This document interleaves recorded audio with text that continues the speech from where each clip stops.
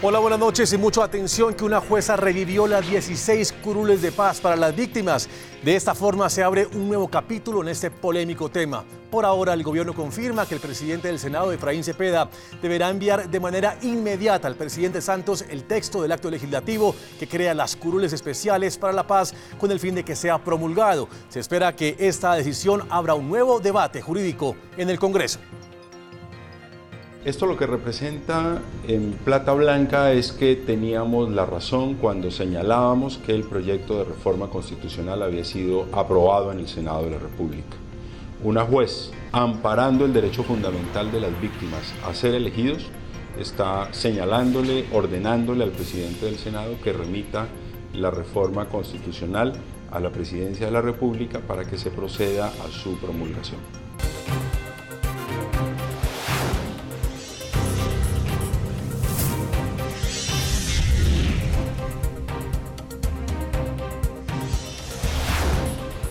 Aquí comienza Red Más Noticias. De nuevo les damos las buenas noches y les decimos bienvenidos. Arrancó en firme la campaña para llegar a la presidencia de la República. Los candidatos Germán Vargas Lleras y Gustavo Petro se inscribieron hoy ante la registraduría. Hoy, en horas de la mañana, inscribieron firmas Germán Vargas Lleras de Cambio Radical y Gustavo Petro de Colombia Humana. Sobre las 11 de la mañana llegó Germán Vargas a inscribir su candidatura consolidando 5.500.000 firmas. 5.500.000 colombianos con su firma tomaron la decisión. Y minutos más tarde llegó el candidato de Colombia Humana, Gustavo Petro, quien recogió 846.000 firmas. Aquí se entregan 846.000 firmas reales, no son planchas. La jornada de inscripción de firmas presidenciales en la registraduría se cierra este miércoles 13 de diciembre y por partido se pueden inscribir desde el 27 de enero hasta el 9 de marzo del 2018. La Fiscalía General insiste en que se le revoque la libertad a John Jairo Velázquez alias Popeye y asegura que el ex jefe de sicarios de Pablo Escobar está siendo investigado por posiblemente volver a cometer delitos relacionados con narcotráfico.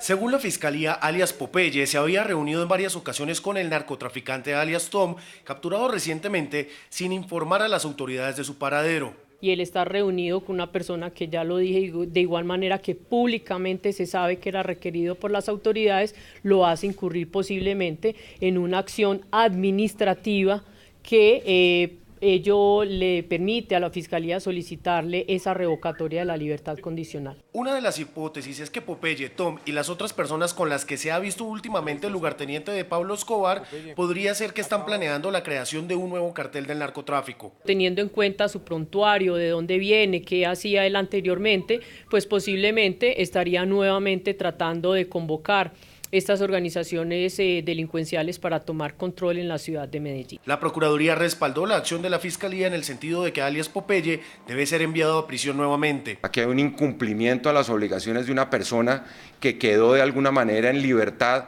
sometido a un cumplimiento de unos deberes que parece que no lo está haciendo. John Jairo Velázquez Vázquez alias Popeye pasó más de 25 años privado de la libertad, beneficio que se le otorgó preventivamente al cumplir las 3/5 partes de su condena. Mauricio, muy buenas noches. Hola Paula, ¿qué tal? Este es el tema con el que, uno de los temas importantes con los que nos recibe este comienzo de semana, todo lo que tuvo que ver con la captura de alias Tom y con la presencia de Popeye en esa fiesta donde fue capturado alias Tom, uno de los narcotraficantes más buscados de los últimos años en América Latina. ¿Cometió un delito o pueden de verdad devolver a la cárcel a Popeye por el solo hecho de estar presente en la fiesta de cumpleaños de un personaje que se sabía que era perseguido por la justicia? Ahí es donde está el debate realmente. Ojo, Paula, que no es un delito y no tiene que ser un delito. Recojamos los 2 o 3 elementos claves de la nota que nos presentó Chicho. Popeye cumplió 23 años de condena y quedó en libertad condicional. ¿Por qué condicional? Porque había cumplido 3/5 partes de su pena. Si uno ha cumplido, pues si el recluso ha cumplido 3/5 partes de su pena y ha tenido un cierto comportamiento y demás, queda en libertad condicional y firma un acta en la que se compromete a tener, entre otras cosas, buena conducta. Entonces, dentro de ese concepto de buena conducta caben toda serie de especulaciones para violar ese principio, para violar ese compromiso. Una de ellas es que vuelva a delinquir. Entonces, ustedes oyeron a la fiscal dice, dados los antecedentes de este señor alias Popeye, dada su trayectoria, el hecho que estuviera en una fiesta de cumpleaños en que solo estaban los familiares y los lugartenientes de alias Tom, que estaba a la cabeza de una organización de narcotráfico monumental, el más buscado de América Latina y por quien Estados Unidos ofrece una recompensa de $2 millones, el hecho de estar en esa fiesta en medio de una clara organización delictiva sirve para la Fiscalía para decir, ojo señores, que Popeye estaba incumpliendo su compromiso de tener buena conducta y son indicios de que estaría planeando algo. Le corresponde al Centro de Servicios Judiciales de Medellín, que es quien recibe la carta de la Fiscalía diciendo pilas que este señor estaba en estas y en estas y en estas, decidir si verdaderamente ha violado su compromiso de tener una buena conducta en este caso, o si sencillamente, como dice Popeye, estaba en una fiesta y punto. Lo cierto, Paula, es que de aquí en adelante la lupa va a estar puesta sobre Popeye de una manera tan radical y tan drástica que seguramente si en este caso la justicia no termina diciendo que estaba incumpliendo su compromiso de buena conducta, en adelante va a tener los ojos de todo el mundo puestos encima. Vaya usted a saber qué termina decidiendo la justicia en este caso, porque evidentemente ni hay delito, que no tenía por qué haberlo, ni necesariamente hay indicios de que estuviera violando su principio de buena conducta. Vaya usted a saber cómo termina esto. Pero sí se le complica la vida a Popeye otra vez, eso sí. La Corte Suprema de Justicia envió a la cárcel La Picota de Bogotá al senador Álvaro Ashton, quien es investigado por parapolítica y quien fue vinculado con el denominado escándalo del cartel de la toga. A las 7 de la mañana el senador del Partido Liberal fue trasladado de los calabozos del búnker de la Fiscalía a una sala de la Corte Suprema de Justicia en donde rindió indagatoria tras ser capturado el día de ayer por un proceso de parapolítica. La indagatoria del senador Ashton inició a las 8 de la mañana ante un magistrado auxiliar de la Sala Penal del Alto Tribunal, quien le realizó un largo interrogatorio sobre sus supuestos vínculos con grupos paramilitares que supuestamente lo apoyaron para llegar al Congreso de la República. Durante la misma indagatoria a Ashton se le interrogó por su presunta vinculación con el denominado cartel de la toga, pues según el exfiscal anticorrupción Luis Gustavo Moreno, el congresista pretendía que su proceso en la Corte se archivara. Según esa declaración, Ashton, Luis Gustavo Moreno y el exmagistrado Francisco Ricaurte acordaron un pago de 1.200 millones de pesos para amañar su proceso, de los cuales supuestamente pagó 600. El senador costeño del Partido Liberal negó todas las acusaciones en su contra y pidió ser dejado en libertad. Sin embargo, fue enviado a la cárcel y en 5 días su situación jurídica debe ser resuelta por la Corte. Y ante la Sala Penal de la Corte Suprema de Justicia, el exfiscal anticorrupción Luis Gustavo Moreno aceptó los cargos de concusión y utilización indebida de información oficial privilegiada en el marco del proceso conocido como el cartel de la toga. El exfiscal aseguró que con dolor y vergüenza aceptaba su responsabilidad en el escándalo de corrupción judicial más grande en la historia del país. Esta aceptación de cargos podría significarle una rebaja de hasta el 50% de la pena al exfiscal Moreno. La Procuraduría denunció que parte de los 1.6 billones de pesos que ha recibido Medimás para su operación podrían estar embolatados. La EPS, por su parte, asegura que todo está en regla en la ejecución de los dineros. Según la Procuraduría, desde agosto, cuando empezó a operar, Medimás recibió mensualmente 320.000 millones de pesos por concepto de aportes de salud que hacen los colombianos. Sin embargo, tiene motivos para pensar que habría un nuevo desfalco. Dineros que posiblemente, y estamos presumiendo, se hayan destinado a fines distintos a los previstos en la ley. De los 320.000 millones de pesos mensuales que recibimos, el 80% de esos recursos el Ministerio los toma para hacerle pago directo a la red prestadora de servicios. El Ministerio Público asegura que la EPS no ha cumplido con el requisito de tener una red de servicios completa y eficiente. Medimás se defiende. Sería bueno que los señores de Medimás una vez le digan la verdad al país y nos digan en realidad en qué va esa red. Tenemos 1.330 contratos legalizados al día de hoy y prueba de estos contratos legalizados es que se los hemos entregado a todos los entes de vigilancia y control. Por ahora la Procuraduría dio traslado de sus hallazgos a la Contraloría, la Fiscalía y la Superintendencia de Sociedades. Bueno, Mauricio, son 6 irregularidades por las cuales la Procuraduría ha anunciado que va a compulsar copias a los entes encargados. Las 6 irregularidades igual de graves, igual de preocupantes, pero sí llama mucho la atención esta que habla de la posibilidad de que hayan desvíos de dineros que giraba al Estado para que se fueran destinados a la salud y que al parecer no estaría siendo así. Mire, si esto se lleva a comprobar, Mauricio, la verdad es que esto sí es muy doloroso, porque se supone que Medimás nació para hacer borrón y cuenta nueva con el desastre que fue Café Salud y acaba de empezar a operar apenas en agosto. Y esto es lo que tenemos hasta hoy, escándalo tras escándalo. Paula, lo primero que hay que decir es que la Procuraduría no le corresponde hacer esta investigación, sino que encuentra unos indicios y le remite copias, le compulsa, ese verbo tan horroroso que tienen los abogados, le compulsa copias a la Fiscalía por una parte, a Supersalud por otra parte, a las Supersociedades por otra parte, que son los entes encargados, ellos sí, de hacer las investigaciones y de adoptar las sanciones si es que fuera necesario. Por lo tanto, estamos apenas ante un llamado de atención y hay que seguir a ver el seguimiento, a ver qué hacen los distintos entes de control. Pero ojo a lo siguiente, cuando Café Salud estaba prácticamente rota y en la quiebra por completo, le debía mucha plata a distintas IPS, hospitales, instituciones de salud y demás, a los que tenía que pagarles.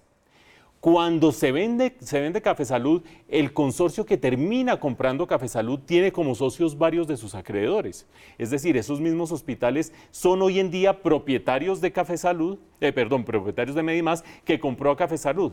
Entonces, la plata que le está entrando a Medimás en este momento, en parte se va a pagarles a esos entes, IPS, hospitales, clínicas y demás, que en el pasado tenían y todavía tienen una serie de deudas por cobrarle a Café Salud.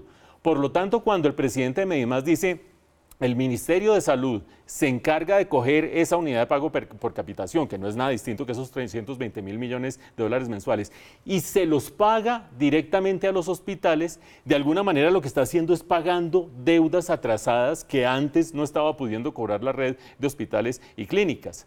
Lo que no es seguro es que eso sea una irregularidad.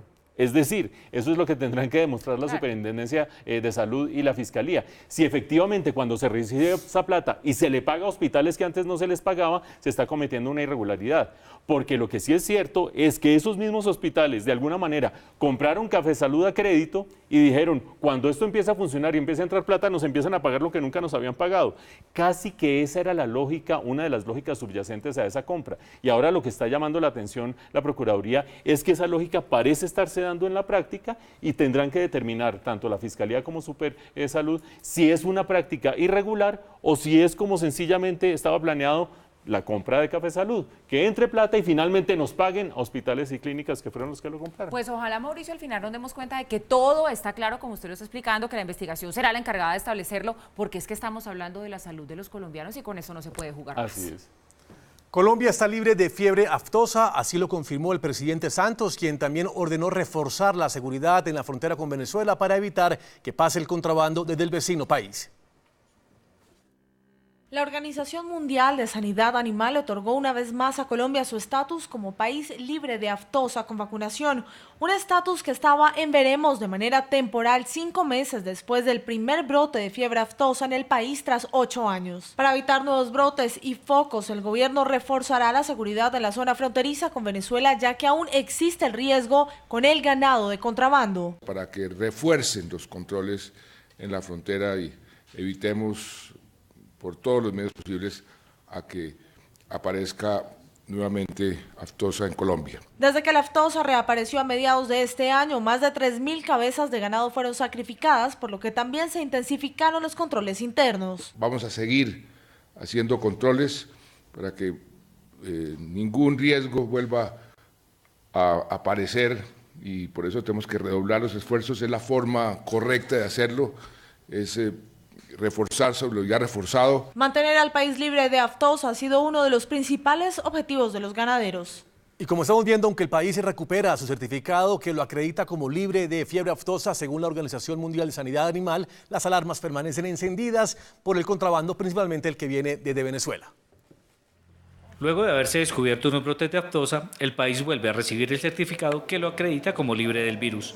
Esto abre las puertas para reactivar los negocios. Significa que las exportaciones se pueden reanudar a todos los países donde tenemos los convenios y se han hecho tratados de libre comercio. Hay que buscar las alternativas que representan un mayor ingreso para los productores locales. Sería mucho mejor para el país no hacer exportaciones de ganado en pie, sino de canales o ya de cortes que tienen un valor agregado. Desde el Ministerio de Agricultura se hizo un llamado para fortalecer la seguridad en la frontera, solicitud que los expertos comparten para evitar nuevos inconvenientes. Y no es solo en ganado bovino, en ganado porcino, en avicultura, todos estamos expuestos a una serie de situaciones que desafortunadamente en Venezuela aparentemente no se están controlando como nosotros quisiéramos. A pesar de esta decisión, la emergencia sanitaria se mantendría de manera temporal para evitar sorpresas. Las autoridades deben permanecer alertas.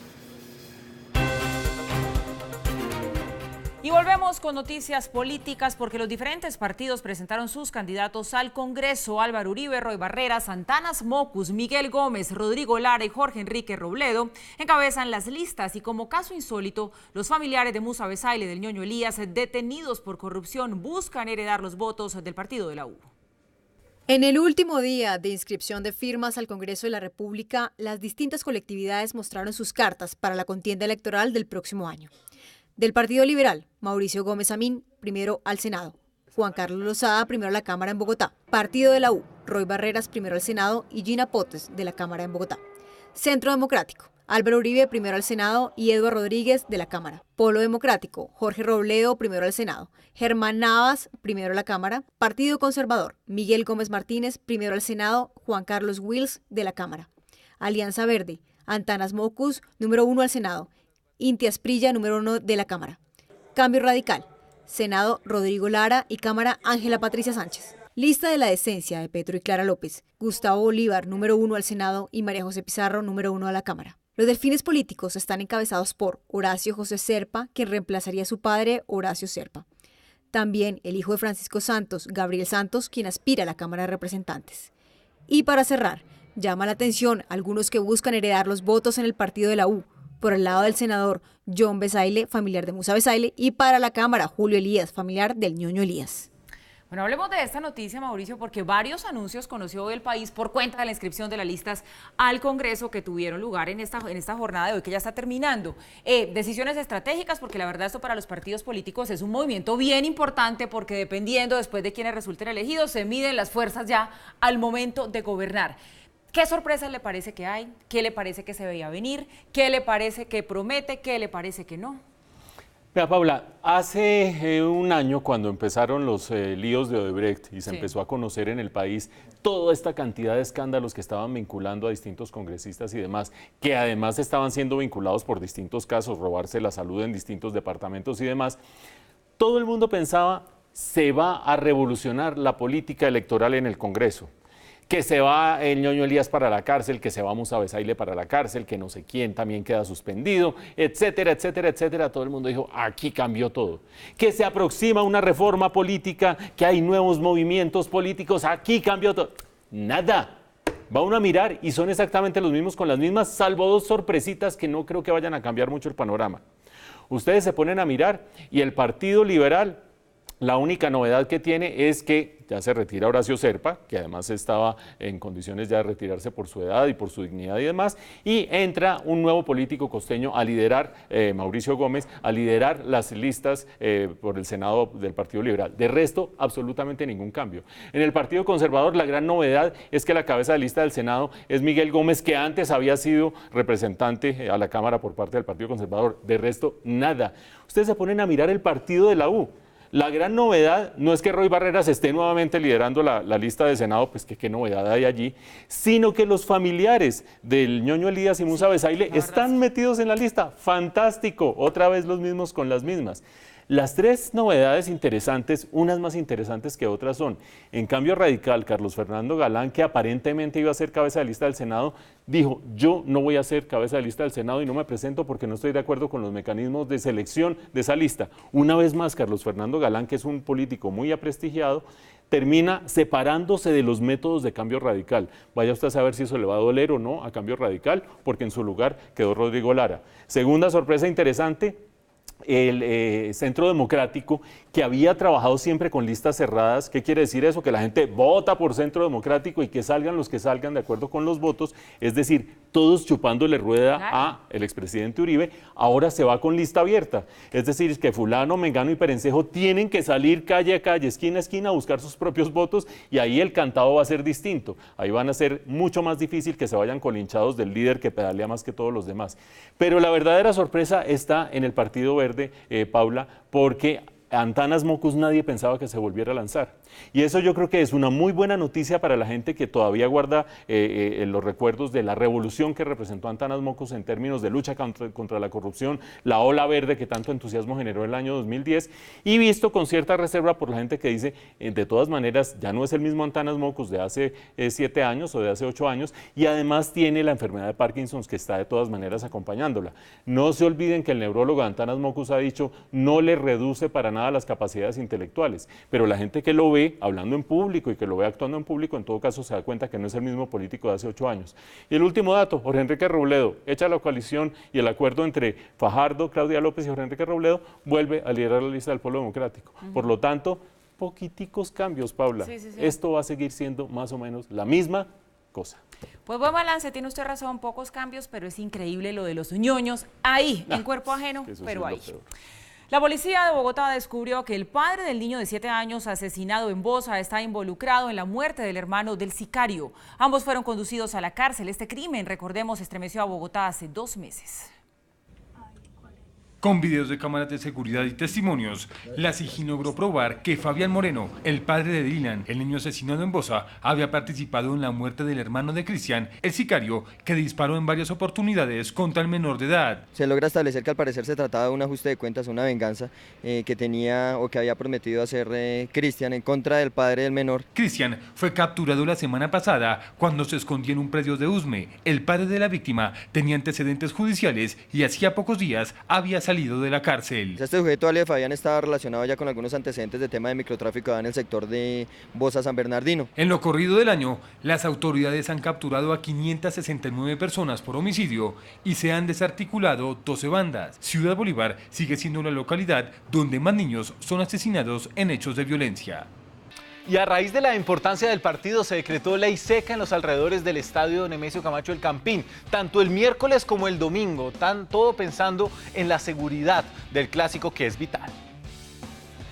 La restricción al consumo y venta de bebidas embriagantes regirá el miércoles y el domingo entre las 10 de la mañana y las 11:59 de la noche. Vamos a tener un dispositivo grande de seguridad con más de 1.200 o 1.300 policías, gestores de convivencia. La medida funcionará de la calle 63 con carrera 30 hasta la calle 53 y de la calle 53 con carrera 30 hasta la calle 63 con carrera 24. Yo lo que invitaría es a todos los hinchas santafereños de Millonarios para que disfrutemos el campeonato quedó en Bogotá y que lo hagamos en paz. El distrito habilitará el domingo la plazoleta de eventos del Parque Simón Bolívar para la celebración del equipo que gane el campeonato. Bueno, muchos matices se comienzan a tejer para esta gran final entre Millonarios y Santa Fe. Acá hay unos felices, otros tristes. Paula, me imagino triste, pero igual buena campeona de América. Mauricio feliz y se va a enfrentar contra Juan Pablo, ¿no? Pues tanto como enfrentarme contra Juan Pablo no, porque sería un encuentro muy desigual, Camilo. ¿Ah, sí? ¿Por qué? ¿Millonarios favorito total entonces? No, seamos serios. Si uno mira las estadísticas y el desempeño de los últimos 3 años, Santa Fe es más que Millonarios. Las estadísticas de este torneo, aunque sea torneo corto, Santa Fe es más que Millonarios. Quedó por encima de Millonarios en la clasificación general. Va bien ahí. Pero son equipos tan irregulares los de la liga local que no hay proyecciones y estadísticas que valgan. Si fuera por estadísticas, ni Santa Fe ni Millonarios deberían estar en esta final, deberían estar Nacional y debería estar Junior por encima de ellos. Por lo tanto, aquí no hay estadísticas que valgan. Y a favor de Millonarios está algo, que tiene la mejor hinchada del país, se lo digo yo. Ah, eso sí es cierto. Yo tengo que decir No que sé, a para los dos mí, les sin deseo mucha comentarios. suerte, pero me la juego de una vez. Mauricio, no me vaya a dejar de hablar por esto, pero yo me voy con Santa Fe. Pero si usted no ha hecho sino estrella perder, antes iba por el América. Ay, por eso, entonces, ¿cree que les echando a Santa Fe? mire, No, voy por yo Santa creo Fe. que va a ser Santa Fe, su mejor defensa. Va a ser Santa Fe porque tiene todo lo que tiene un santafereño. Imagínense ustedes. ¿Qué? Goles, equipo, defensa, arquero. Un león. Bueno, señores, 10 tantos en contra, tan solo la mejor defensa del campeonato de la Independiente Santa Fe, y el goleador, que es Iron del Valle, con 11 goles, va a ser un duelo realmente interesante. En Millonarios, haga las frases Por completas. supuesto, Millonarios, hay que decirlo, ¿no?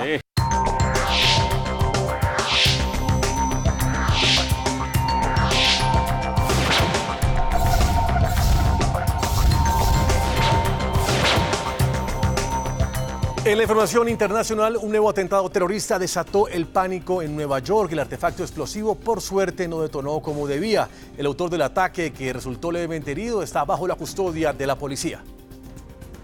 A las 7:20 de la mañana, hora local, una fuerte explosión se escuchó en la terminal de buses Port Authority, el mayor centro de transporte de la ciudad de Nueva York.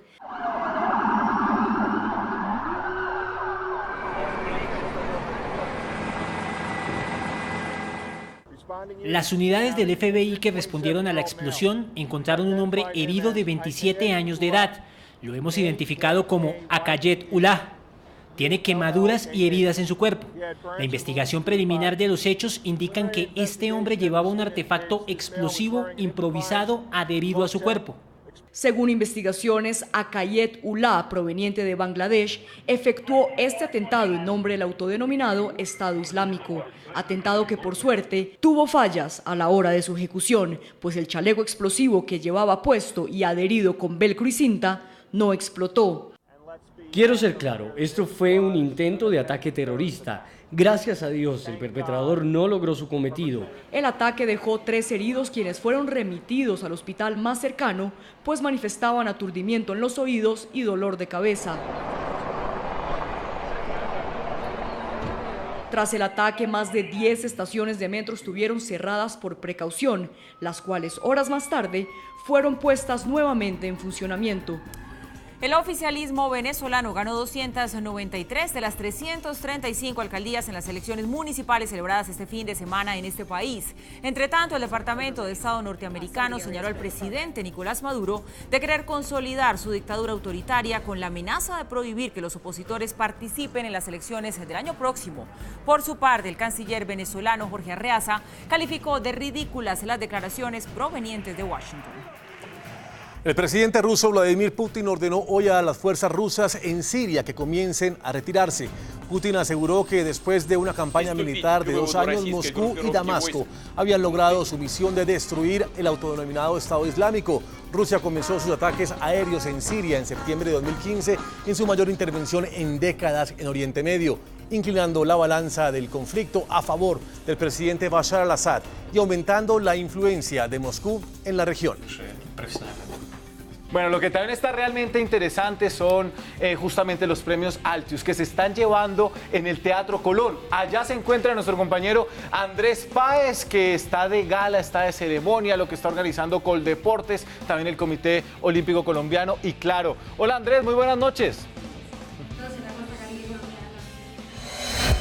¿Qué tal, Camilo? Buenas noches para usted, para todos los televidentes de Red Más Noticias. Pues tenemos el privilegio, como usted lo decía, de acompañar aquí en el Teatro Colón, en el centro de Bogotá, lo que significa este reconocimiento a lo mejor del deporte colombiano. En este instante, como ustedes lo ven, se está presentando la alocución oficial de parte de la doctora Clara Luz Roldán, la directora nacional de Coldeportes. Ya hablaron ante el público Baltasar Medina, el presidente del Comité Olímpico Colombiano, así también como tuvimos un sentido homenaje para el pesista Edwin Mosquera, absurdamente asesinado hace unos 10 días. Y así va avanzando el acto con reconocimientos importantes. Como noticia les podemos decir que se entregarán 55 reconocimientos, aparte del Altius de oro, plata y bronce. Cada una de las federaciones adscritas al Comité Olímpico Colombiano tiene a bien reconocer a uno de sus mejores deportistas y de entre ellos el Comité Olímpico destaca al mejor. Posiblemente sea, atención, posiblemente sea Eider Arévalo, el Altius de oro de este año, el campeón mundial de marcha, que ha conseguido un mérito muy importante porque él fue campeón mundial de marcha juvenil en 2012 y fue el Altius juvenil y podría pasar a la historia si gana el Altius en mayores, Eider Arévalo. Y también se realizará la entrega oficial de la medalla olímpica, medalla de plata para la pesista Lady Solís, quien viene de ser apenas hace una semana campeona mundial en Estados Unidos. Esto porque en el año 2008 ya finalizó cuarta en su prueba, pero a raíz de la investigación que se ha realizado, llamado el caso McLaren, acerca del dopaje continuado de algunas federaciones deportivas como la de China y la de Rusia, pues ella ha quedado ya en segundo lugar según el Comité Olímpico Internacional. Han sido despojadas de sus medallas tanto la atleta china como la atleta de Rusia, y Lady Solís hoy será reconocida oficialmente como medalla de plata en pesas en los Juegos de Beijing en 2008 y todavía sigue activa. Así que la fiesta deportiva es muy grande. De esta manera, Camilo, le podemos decir además que hemos podido dialogar en el previo, empezando con el presidente del Comité Olímpico y pasando con los deportistas que son los protagonistas. Es la oportunidad de decirle gracias a nuestros atletas y a todos quienes nos han colaborado durante el presente año, un año que ha sido igualmente muy exitoso como los anteriores para el Comité Olímpico Colombiano. En ese momento, por haber sido campeón mundial en Barcelona y haber ganado la Copa Mundo en Saransk, Rusia, sí me veía como campeón en ese momento. Hoy en día, pues por haber logrado el Campeonato Mundial de Atletismo, pues me siento con muchas posibilidades. Contento de estar aquí, agradecido con Dios por esta clase de cosas que me está pasando. Ya estamos de regreso y como cada 25 de diciembre los colombianos nos preparamos para ir a cine después de recibir al Niño Dios. Pues aquí les tenemos a los protagonistas de la película que hay que ver este 25 de diciembre, que llega además bajo la dirección del siempre divertido Harold Trompetero. Se trata de Nadie sabe para quién trabaja y de sus protagonistas, Jessica Cediel y Robinson Díaz. A los dos, bienvenidos, qué gusto tenerlos acá. Muchísimas gracias, muchas gracias. Buenas noches. Pues bienvenidos y vamos a empezar entonces a contarle un poco a la gente de qué se trata todo eso, porque Robinson, yo hice la tarea de ponerme a ver el tráiler, pues de qué se trataba, me divertí mucho y me di cuenta de que esto se trata de un rollo, de una herencia que unos abogados quieren tratar de que una persona la pueda recuperar, o en el mejor de los casos, estos abogados quedarse con esa herencia. O todas las anteriores. ¿Qué vamos a ver ahí? Lo que somos los colombianos. Mucho humor, y nos vamos a ver reflejados. Sí. Vamos a ver reflejados los colombianos.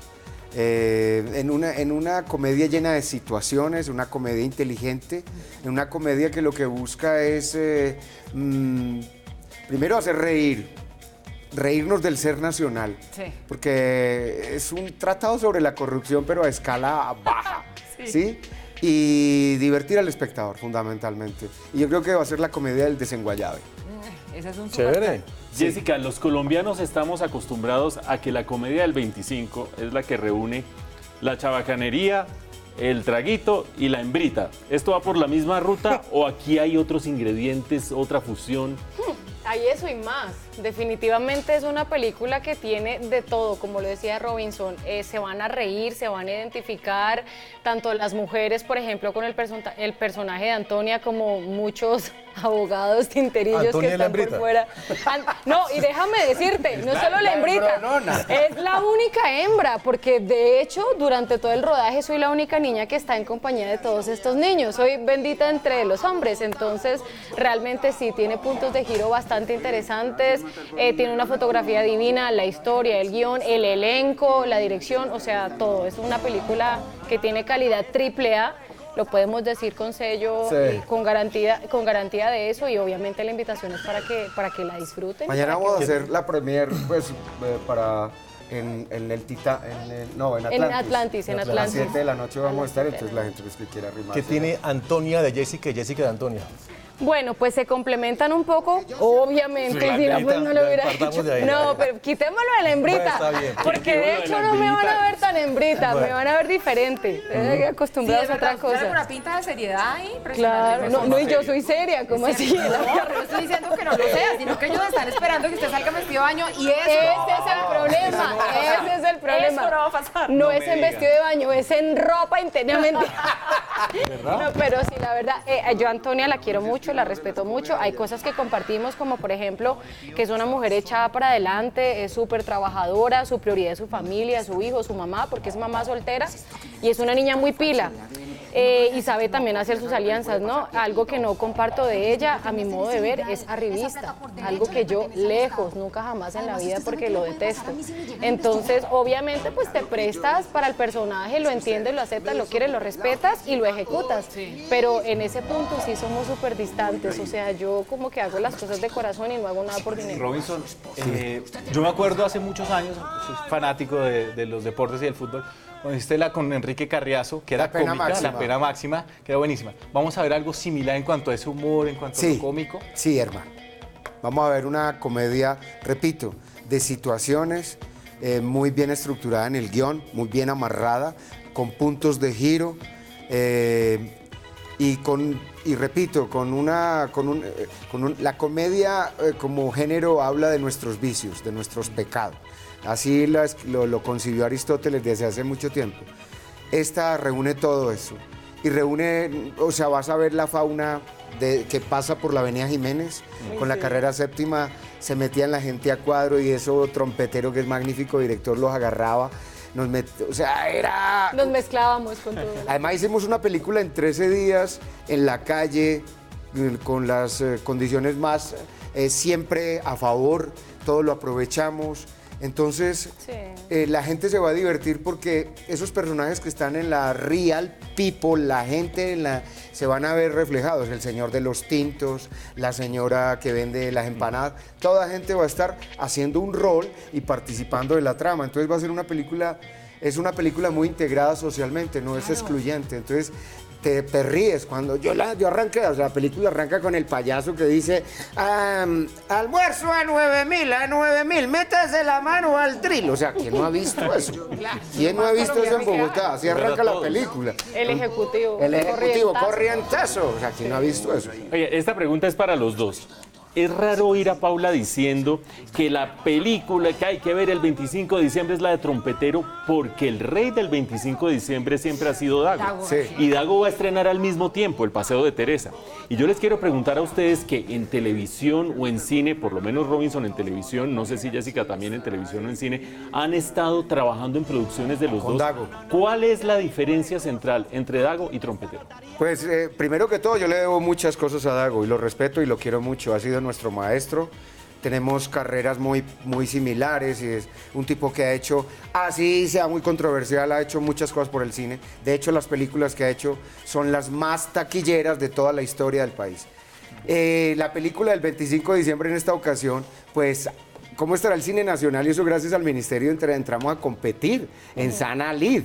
La película, yo no he visto la de Dago, pero lo que sí puedo decir es que Trompetero, yo, no sé si Jessica no, somos hijos de Dago. Sí. No, o sea, hemos trabajado. Entonces creo una Frankenstein. Jessica dice que es Dago. Yo hice La Pena Máxima en las primeras películas de Dago. Trompetero dirigió El Primer Paseo. ¿Cómo te parece? Entonces, y yo, de las primeras cosas que le dije a Trompetero, ¿cómo así que el 25, hermano, contra Dago? Si Dago tiene el 25. Hermano, pero Dago no ha dicho nada y eso es la generosidad de él. Yo no he visto la de él, pero es una oferta muy buena y gana al público. Yo no he tenido la oportunidad de trabajar con el señor Dago, yo he tenido solo la oportunidad, y obviamente lo conozco y lo respeto y admiro su trabajo. He tenido la fortuna de trabajar con Harold Trompetero. Con el señor Harold. Con el señor Harold Trompetero. Así me demore para las películas. De hecho, esta es mi segunda película con él y estoy de acuerdo con Paula. A mí me parece que la oferta se abre. Sí. El que manda es el público y el televidente. Sí. Y él es el que decide para dónde se va. Eso habla bien de lo que está pasando con el cine en nuestro país. Pues un placer haberlos tenido a los dos acá. Lo mejor de lo mejor con este estreno que llegará el 25 de diciembre. Mañana, entonces, ya saben, está ese preestreno para los que quieran llegar allá y bueno, puedan coger sillita porque porque creo que el tema no va a ser fácil y estaremos allí viendo, nadie sabe para quién trabaja. Robinson, Jessica, bienvenido siempre. Muchísimas gracias a ustedes, muy amable usted. Besos que están allá en la camita acostados viendo el programa. No los va a dejar usted dormir después de eso. Levántese. No, Jessica, por Dios. Va a hacer pesadilla. Y al cierre, recordamos la campaña Tu Aporte Dona Vida a los niños de la Fundación Cardio Infantil. Los usuarios Postpago Claro podrán donar vida enviando la palabra sí al código 87889. Por cada mensaje de texto donarán 5.000 pesos hasta un monto total de 100.000. El objetivo es contribuir a la construcción de una nueva unidad de cuidados intensivos y atención pediátrica en la Fundación Cardio Infantil. Hasta aquí esta misión. No olviden mañana en nuestro canal desde las 6 de la mañana toda la información y las noticias con Darío Arismendi y su equipo en la alianza de Caracol Radio y Red Más Noticias. Lo mejor de la radio, lo mejor de la televisión. Hasta aquí esa misión de Red Más Noticias. Quédense, mañana nos vemos y ahí les dejo un besito de Jessica Cediel, vea. Es de Jessica. ¡Eso!